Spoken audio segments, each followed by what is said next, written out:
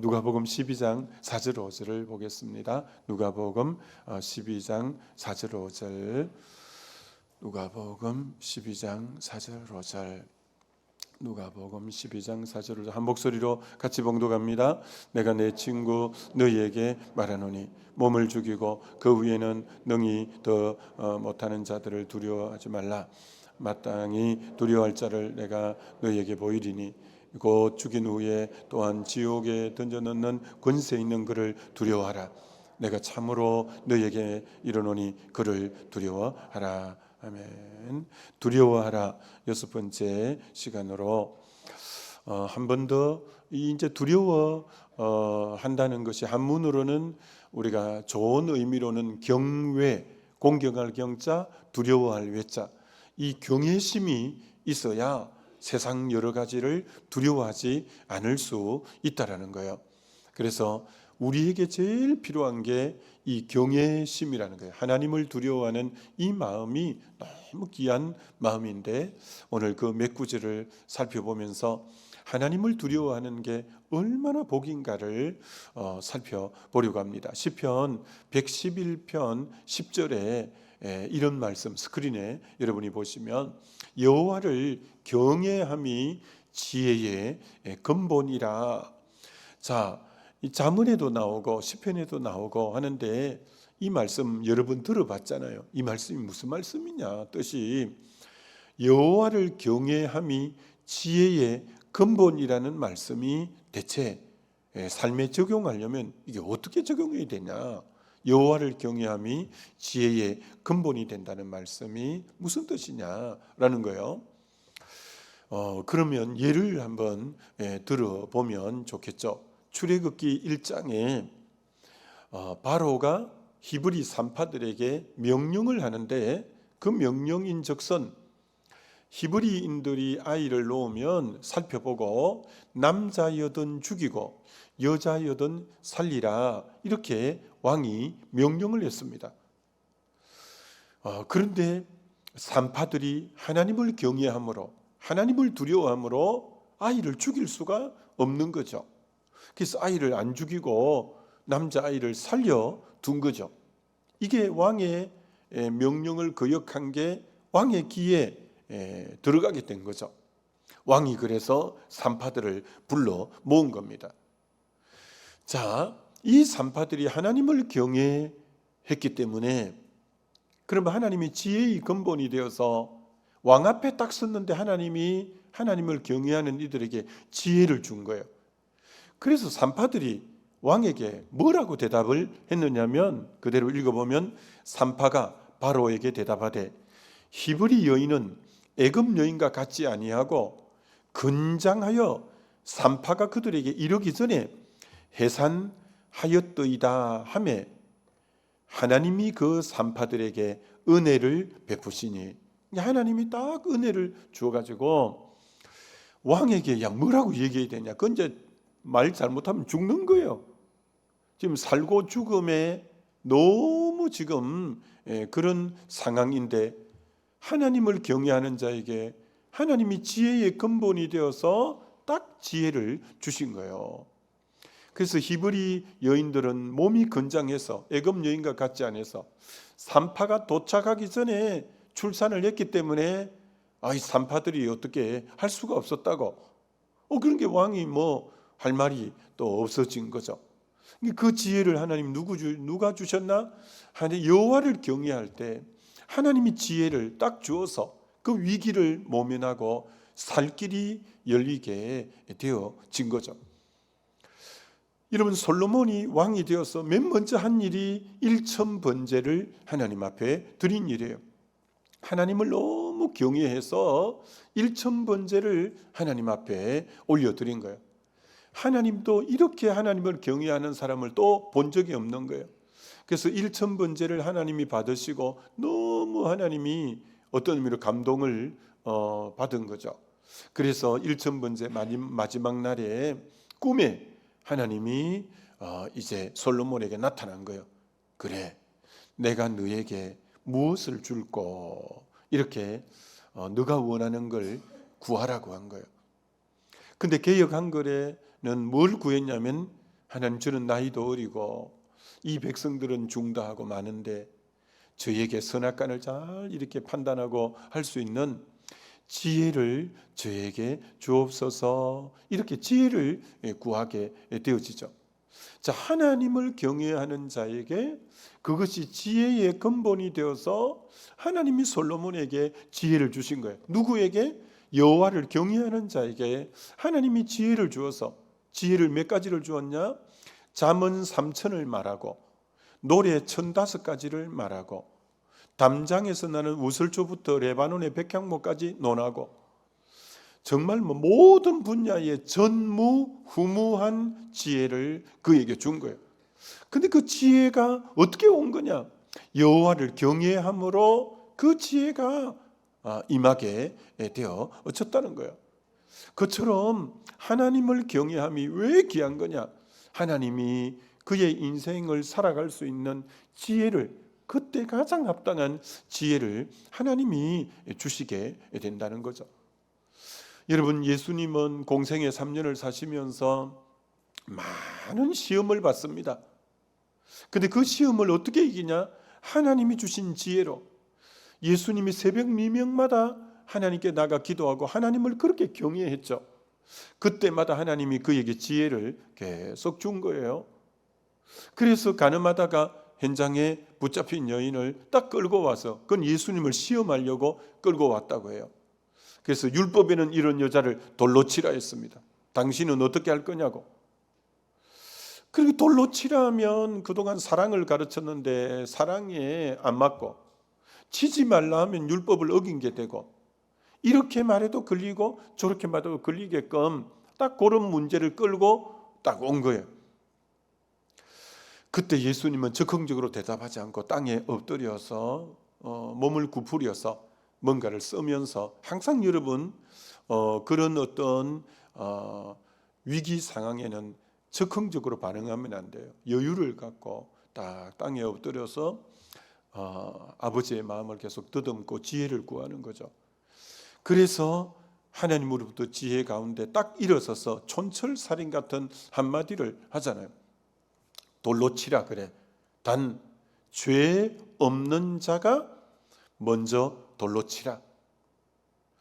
살기등등해서 돌을 가지고 전부 치려고 하는 그들이 저 여인의 죄만 다 뚫어지게 본 거예요. 저 가늠했다고. 근데 죄 없는 자가 먼저 돌로 치라니까, 그럼 내가 죄가 있는지 없는지를 나를 살펴봐야 되니까 저 여인에게 가던 시선이 자기에게로 향한 거예요. 내가 죄가 있나 없나? 내가 죄가 없어야 돌로 칠 자격이 있는데, 자기를 살펴보니까 50보 100보예요. 다 그게 그건 거예요.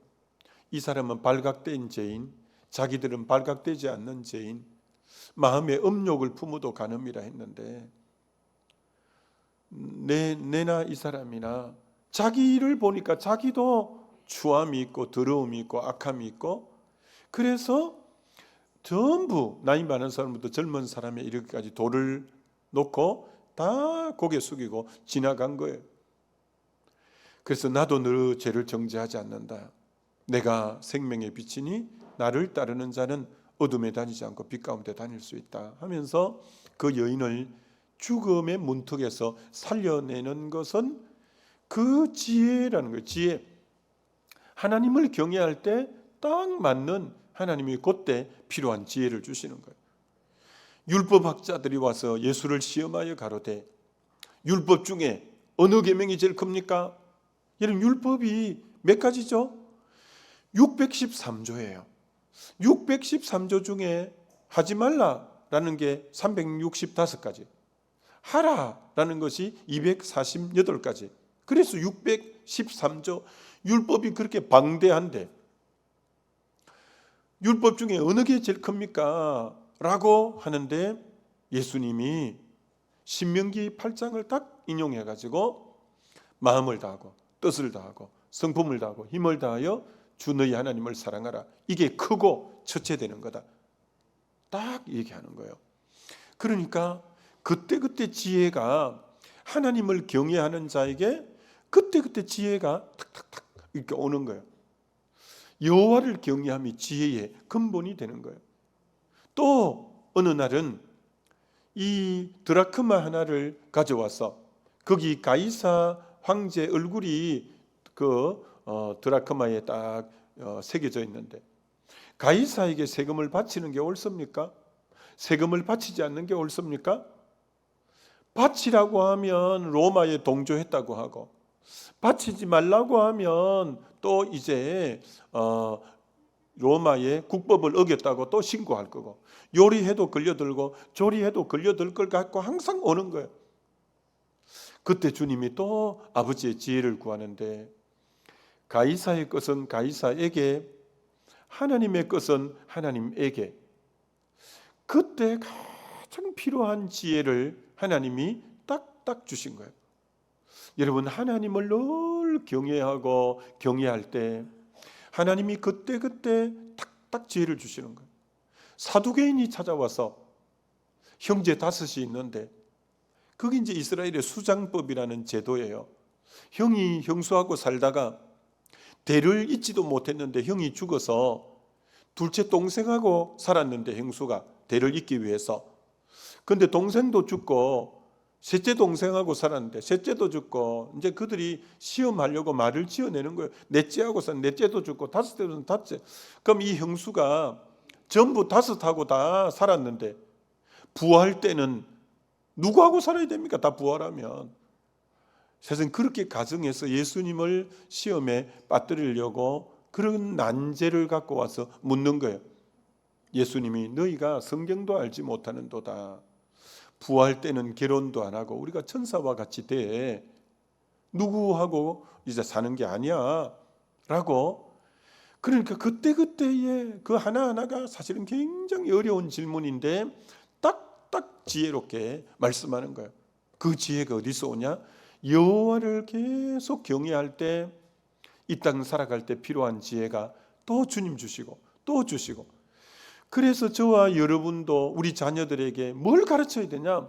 하나님을 경외하기를 가르칠 때 이 자녀들에게 하나님이 인생을 살아가는 그때그때 지혜를 주시기 때문에, 우리 자녀들에게 제일 필요한 게 하나님 경외하기를 배우는 게, 너무너무 글자 그대로 고기 잡는 법을 배워주는 게, 고기를 던져주는 게 아니라 그게 하나님 경외하기를 배우는 게 너무 중요하다는 거예요. 자, 두 번째 말씀을 신명기 17장에서 한번 19절로 20절을 보면, 저 말씀은 누구에게 주신 말씀이냐면 왕이 되는 사람에게 주신 말씀이에요. 자, 너가 왕이 되면 율법책을 평생에 자기 곁에 두고 읽어라. 그러니까 왜 율법책을 평생에 자기 곁에 두고 읽으라고 하느냐? 그의 하나님 여호와 경외하기를 배우기 위해서라는 거예요. 여러분이 하나님 말씀을 가까이 하는 이유가 뭐냐? 그래서 하나님을 경외하는 법을 말씀 가운데 배워야 되는 거예요. 그렇게 배우면 어떻게 되냐? 이 율법의 모든 말과 그 규례를 지켜 행할 것이다. 그러면 이제 말씀을 알기에 뭘 순종해야 될지도 알게 되겠죠. 뭘 지켜야 될지도. 그렇게 해서 하나님 경외하기를 배우고 이제 말씀을 지켜 순종하면 3가지 복이 오는데, 첫째가 네가 형제들 위해서 네가 왕이라고 교만하지 않게 된다. 교만은 여러분 패망의 선봉이에요. 그만은 넘어짐의 앞잡이에요. 제일 안 좋은 게 교만이에요. 교만. 정말 높은 직위에 올라갔다고 그렇게 안한무인이고 교만하면, 교만은 패망의 선봉이에요. 우리가 어떤 자리에 있더라도 교만하면 안 돼요. 그래서 하나님의 말씀을 배우면 하나님이 목자가 되고 하나님이 머리가 되는데, 우리의 걸음은 말씀 위에 옮겨두는데 어떻게 교만하겠어요? 그래서 하나님을 경외하면 그 사람은 교만하지 않죠. 두 번째, 좌로나 우로 치우치지 않죠. 우리는 좌로 우로 치우치면 안 돼요. 말씀이 내 기준이 돼야 돼요. 절대 사람의 말을 듣고 내가 반응하면 안 됩니다. 왜 저 사람이 내 인생을 조종하게 만드냐? 왜 저 사람의 말에 내가 반응해야 되나? 나의 오직 반응은 하나님 말씀에만 나는 반응한다. 이 중심이 좀 있어야지 누가 그랬다고 누가 또 이랬다고 거기 반응하면 내 인생은 초라해져요. 나의 인생의 조종자는 저 사람이 되어져요.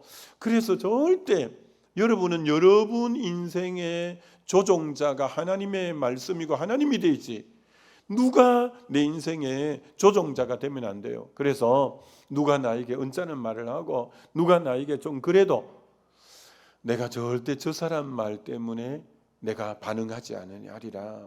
내가 반응할 것은 하나님과 그 말씀에 나는 반응하는 자가 될 거야. 여러분 그래야 돼요. 그래서 좌우로 치우치지 않는 거예요. 세 번째는 뭐냐면 그와 그 자손의 왕위에 있는 날이 장구하게 된다. 너 후손 대대로 계속 왕의 위치에 있게 해주겠다. 그것처럼 복이 어디 있어요? 어떨 때 율법을 가까이서 하나님을 경외할 때 교만하지도 않고 좌우로 치우치지도 않고, 그리고 너와 너 자손들이 왕위가 장구하게 되어서 계속 왕위에 있게 한다. 어떨 때? 하나님을 경외할 때 그 좋은 복된 자리를 장구하게 이어가게 하기 위해서 하나님을 경외하는 이것처럼 귀한 게 없죠. 하나님을 두려워하는 것처럼 귀한 게 없다는 거예요. 그러면 저건 왕에게 해당되는 말씀이라면 우리도 물론 다 적용이 되죠. 그러면 우리 자녀들에게 해당되는 말씀, 어제 강사 목사님도 그런 말씀하셨지만 그게 바로 세마 이스라엘아 들으라 라는 신명기 6장이에요. 신명기 6장 앞부분만 잠시 보여드리면 여러분 이렇게 말씀하는 거예요. 이는 우리 자녀들에게 지금 주시는 말씀이에요. 이는 곧 너희의 하나님 여호와께서 너희에게 가르치려고 명하신 율례와 규례와 법도라. 너희가 건너가서 차지할 땅에서 행할 것이니 곧 너와 너 아들과 너 손자들이 평생에 내 하나님 여호와를 경외하며. 방금 그 하나님의 법도와 명령과 규례를 왜 줬냐? 이 말씀을 너와 너 아들과 너 손자가 하나님 경외하기를 배우기 위해서 내가 이 율례와 법도와 규례를, 이 말씀을 줬다는 거예요. 말씀을 보는 이유는 하나님 경외하기 위하여 내가 줬다는 거예요. 이런 말씀을 가까이 하는 왕에게도 하나님을 경외하라고, 자녀들에게도 말씀을 주시는 이유는 하나님을 경외하라고. 자, 하나님을 경외하면 내가 너희에게 명한 이 모든 규례와 명령을 지키기 위한 것이며, 그런 말씀을 먼저 하나님 말씀을 배우면 지키게 돼요. 자, 그래서 하나님을 우리 자녀가 경외하고 말씀 순종하니까 첫째 어떤 축복을 주시냐? 너의 날이 장구하게 하기 위한 것이라. 그 자녀들이 장구하게, 아까 왕위가 장구하게 된다는 것처럼 동일한 복인 거예요. 너 자식들이 장구하게 잘 될 거다. 또 두 번째는 어떤 복을 주시냐면은 이스라엘아 듣고 삼가 그것을 행하라. 그리하면 내가 복을 받고. 그러면 왜 하나님 경외해서 말씀 지키라고 하냐? 복 주기 위해서다. 내가 너 복 주기 위해서다. 세 번째는 내 조상들의 하나님 여호와께서 내게 허락하신 것 같이 젖과 꿀이 흐르는 땅에서 내가 크게 번성하리라. 결국 세 번째는 내가 너 자식들, 너와 너 자식을 번성하게 하기 위해서. 근데 우리 자식이 장구하고 우리 자식이 복을 받고 우리 자식이 크게 번성하려면 말씀을 통해 하나님을 경외하고, 경외할 때 말씀을 지키게 돼 있고, 그럴 때 장구하고 그리고 복을 받고 그리고 이제 크게 번성하는 이 축복이 있다는 거예요. 그처럼 우리 자녀들에게 하나님을 이 경외하기를 배우는 것보다 귀한 게 없는 거예요. 그래서 부모 된 여러분들은 우리 자녀들에게 하나님을 경외하는 법을 가르쳐 주는 것보다 정말 큰 물려줄 유산이 없는 거예요. 지금 그래서 우리 교회 학교가 이제 새롭게 우리 김영준 목사님이 디렉터가 되어서 지금 교회 학교 사역자들하고 뭐 하고 있냐면은 내년부터는 교회 학교에서 주일날만 자녀들을 말씀 가르쳐서는 안 되겠다. 주중에 부모님이 가르칠 수 있는 그 가이드를 만들고 있어요. 그래서 자녀 신앙 교육은 부모와 같이 해야 된다. 그게 성경적이거든요. 그래서 그걸 위해서 제가 세미나를 전부 다 듣게 했어요. 그 부분. 그래서 우리 교회학교 이 사역자들이 세미나를 며칠에 걸쳐서 다 들었어요. 지금 이제 그 만드는 교재를 만들고 있어요. 그래서 내년에는 교회학교가 주일날만 이제 그들에게 가르치는 게 아니라 주중에 부모님과 자녀가 계속 말씀을 같이 보는 그 훈련들을 계속해서 우리 자녀들에게 말씀을 이제 통해서 하나님 경외하기를 배우는 이것처럼 귀한 게 없는 거죠. 어제 저녁에 강사 목사님이 여호수아가 그 여호수아와 그 장로들이 죽고 나니까 그 다음 세대가 아니라 다른 세대가 되어서 다른 세대는 여호와를 알지 못하는 세대가 됐다 했잖아요. 그러니까 가나안 땅 차지하기 바빠서 전쟁하기 바빠서 자녀 교육에 소홀했어요. 그러다 보니까 이 말씀을 못 가르쳤더니 완전히 다른 세대가 되어버렸어요. 먹고 살기 바빠서 자녀들을 등한히 하고 신앙에 신경을 안 썼더니 얘들이 다음 세대가 아니라 다른 세대가 돼서 하나님을 알지 못하는 세대가 돼. 그러면 어떻게 됐냐? 그럼 사사기가 돼버린 거예요. 그래서 350년을 암흑기에 자식들이 지내는데 블레셋이 와서 40년을 통치해요. 가나안이 들어와서 20년을 통치해요. 암몬과 모압이 와서 또 18년을 통치하고 그러면서 이 내 자녀들이 종노릇하고 농사 지나도 다 빼앗기고 그렇게 때로는 죽임도 당하고 온갖 어려움을 당하는 것이 하나님 경외하기를 놓쳐버렸더니 자녀들이 다 망하는 길로 가는 거예요. 망하는 길로. 여러분이 진짜 자녀 잘 되기를 원한다면 어릴 때부터 말씀을 가르쳐서 이 자녀들이 하나님 경외하기를 배우는 것보다 큰 물러줄 유산이 없다는 것을 아셔야 돼요. 어제 제가 차를 타고 가면 이제 극동방송이 나오는데 극동방송에 오전에 기도하는 시간에 전화로 기도 부탁하고 그러면 거기 초청된 목사님이 기도해주고 그런 타임이 오전에 항상 있잖아요. 근데 이제 익명에 일부러 이제 부끄러우니까 그 이름을 못 드러내고 기도 부탁을 하는 거예요. 우리 자녀가 사춘기인데 엄마 아빠에게 너무 욕을 하고 막말을 한다는 거예요. 그래서 이것 좀 기도해 달라는 거예요. 이게 목사님이 정확하게 딱 짚더만 사춘기라서 그런 거 아닙니다. 그건 지금까지 자녀가 이렇게 자라오면서 모든 것의 총합이 그런 모습으로 드러난 겁니다. 그거는 사춘기이기 때문에 부모에게 막말하고 욕하는 거 아닙니다. 자녀가 하나님을 알지 못하고 하나님 말씀을 모르니 이제 물론 사춘기도 되고 하니까 그렇게 되었습니다. 그걸 그렇게 그래서 여러분 이런 말이 있잖아요. 문제아가 있으면 반드시 문제 부모가 있다고. 문제아가 있는 데는 먼저 문제 부모가 있는 거예요. 그 아이를 마땅히 말씀 안에 하나님 경외하기를 못 가르쳤더니 이 녀석이 사춘기가 되니까 막 엄마 아빠한테 막 함부로 욕을 하고 막말을 해대고 부모가 컨트롤이 안 되는 거예요. 여러분 이 자녀 하나님 경외하기를 안 가르치면 그런 게 되는 거예요. 그렇게. 그래서 정말 여러분 제가 이제 신문을 아침마다 보잖아요. 이틀 전에 신문에 우리나라 유명한 피아니스트가 SNS에 자살을 암시하는 글을 올린 거예요. 그래서 그 SNS를 본 사람이 119에 바로 신고한 거예요. 119가 그 집에 바로 도착한 거예요. 이미 약을 먹고 퍼져 있는 거예요. 그래서 빨리 도착해서 병원에 옮겼기 때문에 생명에는 겨우 지장이 없이 건졌다는 거예요. 그 30대 후반인가 그런 피아니스트예요. 유명한 피아니스트예요. 하나님 경외하기를 안 가르치면 그가 아무리 세계적인 피아니스트고 아무 의미 없어요. 어려우니까 못 견디는 거예요.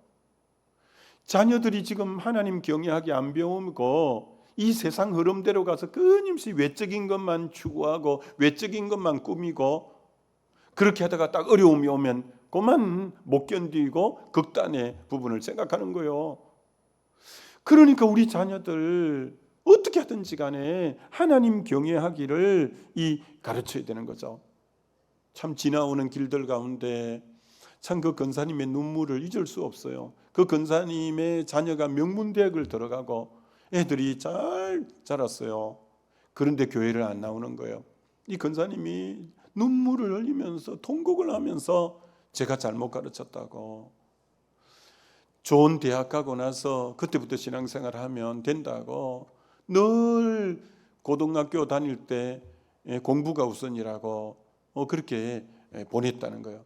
그게 이제 좋은 대학도 들어가고 했는데 하나님 안 믿는 거예요. 그러니 뭐 하나님 안 믿으면 뭐 등 따시고 배부르게 돼지처럼 잘 먹으면 뭐예요? 지옥, 마지막이 지옥이라면 아무것도 아니죠. 그렇게 통곡하고 우는 거예요. 여러분, 자녀 교육의 가장 핵심은 하나님 경외하는 것입니다. 하나님 경외하기, 이게 자녀 교육의 초점이 되어야 됩니다. 그게 아까 세마라는 유명한 이스라엘에게 하나님이 명령한 그 율법을 집에서든 걸어 다닐 때든 문설주와 임방이 하는 이유는 하나님 경외하기를 이제 배우게 하기 위함이죠. 자, 그러기 위해서 그러면 어떻게 해야 되냐? 부모된 우리들이 어떻게 해야 되냐? 본을 보이는 게 말로는 잘 안 가르쳐져요. 말로는. 그래서 자녀는 부모의 뒷모습을 보고 자란다. 부모의 뒷모습을 보고 자란다.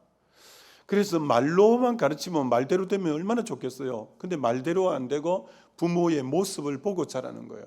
그래서 부모님이 늘 하나님 우선주의로 사는, 늘 기도, 새벽마다 이렇게 기도하시고 늘 말씀 가까이 하시고 늘 틈나면 교회에서 그렇게 섬기시고 그렇게 목회자를 존중하고 그걸 은연중에 어릴 때부터 늘 보는 거예요. 여러분, 그래서 우리 이런 말 있잖아요. 저 본대 없는 녀석. 저 집 애들은 다 본대가 없어. 본대 없는 녀석. 그게 본게 없는 거예요. 본게. 그게 애가 버릇이 없고 무례하고 본대 없는 자식이라서 밖에 가면 다 욕도 먹이는 거예요. 왜? 부모가 뭐 본을 보여준 게 있어야지. 본대 없는 거예요. 그렇게 애가 막대 먹은 거예요. 그래서 여러분 우리나라, 우리 세계, 전 세계적으로 가장 큰 감리교회가 우리나라에 있잖아요. 강림교회, 금난교회, 또 임마누엘 교회, 김선도, 김홍도, 김국도. 이제 어머니가, 믿음의 어머니가 이 자녀들을 그렇게 지극정성으로 믿음으로 키우는데, 그때 당시 목사님이 신방을 오시면 자기들에게는 한 번도 주지도 않은 건데, 계란을, 그 때문에 얼마나 가난할 때니까 계란을 세상에 삶아갖고 신방 오신 목사님을 대접하는 거라. 그러면 자기들은 계란 한 번이 삶은 거 먹어보지도 못하는데 맨날 목사님만 오면 뭐 계란을 삶아드리고 하니까 굉장히 불만도 많았다는 거예요. 근데 그 어머니가 그렇게 기도하고 교회를 그렇게 섬기고 목회자가 그렇게 잘하는 걸 이 사람들이, 이 자녀들이 보고 자라서 그대로 자기들도 자라니까 하더라는 거예요. 그러니까 하나님이 축복하셔서 세계적인 강림교회, 금난교회, 임마누엘 교회 하면서 세계적인 교회로 그렇게 이룬 게 그 어머니의 그 신앙유산. 여러분이 자녀들에게 이 본이 되는데, 어리석은 부모들은 집에 가서 남편이 지금 교회 잘 안 나오는데 교회 부정적인 얘기를 하는 거예요. 목사에 대해서 부정적인. 그러면 남편은 굳게 다짐하고 교회는 안 좋은 곳이구나. 그럼 교회에 안 나오는 거죠. 자녀들 앞에서 교회에 대해서 안 좋은 얘기를 하는 거예요. 목회자에 대해서 안 좋은 얘기를 하는 거예요. 그럼 자녀들도 교회는 다 그런 곳이구나. 그런 마음을 자녀 다 배려놓는 거죠. 부모가 분별력이 없어서 해야 될 말과 하지 말아야 될 말이 있는데 그 불신 남편 앞에, 그 불신 가족 앞에, 불신 그 자녀들 앞에서 툴툴거린 것이 전부 전염이 되어서 마음을 다 닫게 만들어서 하나님을 떠나게 만드는 거예요. 그래서 사도 바울이 믿음의 아들 디모데에게 이렇게 가르치잖아요. 디모데전서 5장 17절에 한번 보면, 잘 다스리는 장로들은 배나 존경할 자로 알되, 저기 장로 안에 다 목회자도 들어가고 그때는 그렇게 불렀죠. 잘 다스리는 장로들은 배나 존경할 자로 알되, 특별히 말씀과 가르침에 수고하는 이들을 그리할지니라. 왜 그러냐면 뭐 목사가 뭐 특별해서 그런 게 아니라 하나님의 말씀을 대언자로 세워놨기 때문에 하나님의 뜻이 저 사람 입을 통해서 나오는 통로로이기 때문에 저 목회자를 공경하는 그것이 부모에게 보일 때 자녀도 공경함으로 듣는 말씀마다 은혜가 되는데, 집에 가서 애들 앞에서 그만 부정적인 얘기를 해버리면 애들이 말씀이 안 들리기 시작하는 거예요. 가르침이 귀에 안 들어오게 되는 거예요. 그럼 애들이 믿음에서 떠나는 거예요. 그게 부모들이 안 깨어 있으면 자녀 손들 다 망치는 거예요.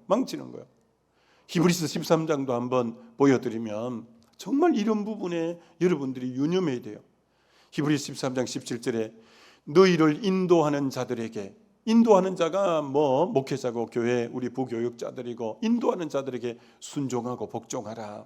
그들은 너희 영혼을 위하여 경성하기를 자신들이 청산할 자인 것 같이 하느니라. 그렇잖아요. 목회자가 여러분의 영혼을 어떻게 하든지 간에 여러분의 영혼을 위해서 늘 깨어 경성하면서 여러분이 죄를 청산해야 될 것도 마치 우리가 같이 회개하고, 여러분의 그런 문제도 이 목회자들이 같이 짊어지고 그렇게 하잖아요. 그 목회자가 그것 때문에 존재하잖아요.